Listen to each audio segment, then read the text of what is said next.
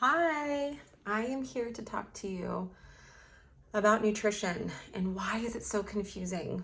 I think sometimes in the nutrition world, I have been a dietitian for almost 20 years, and I think the what of eating is going to continually evolve.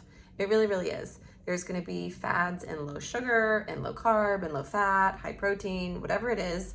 And I think there is this overarching sense that most people can agree that we can benefit from more plant-based fibers, except if you live in the land of camp of like caveman dieting or high fat, high protein, no fiber. And so there's some, I guess, lands that no one is ever going to agree on everything all of the time when it comes to the what of eating. And that can be really, really confusing, especially in my hand. I have the whole World Wide Web and I have access to so much information.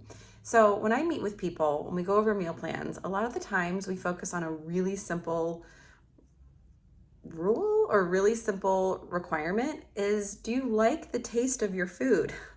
So taste is a really strong sense. It's the number one reason why we pick foods. And you really, really want to eat foods that you like the taste of. So that's going to be the first. Is it delicious? And then two, is it building your health? And health is subjective. Health is a really complex definition. Is it contributing to your best optimal life? And if you're eating something that is making you stressed, that's really expensive, that is really hard to make, that is really, it's not actually helping you connect with others and have joy, then that's not building your health. And so it's not always the what. You have to look at so many other different factors. So one, is it delicious? And two, is it contributing to your health, which is your best optimal life? And sometimes that's nachos, sometimes that's quinoa, sometimes that's Oreos, sometimes it's sea moss.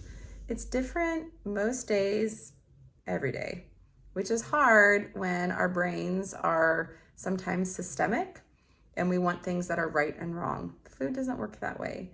So it's really important to get off of a linear definition and look at the full picture. I hope this helps. If not, follow along for more.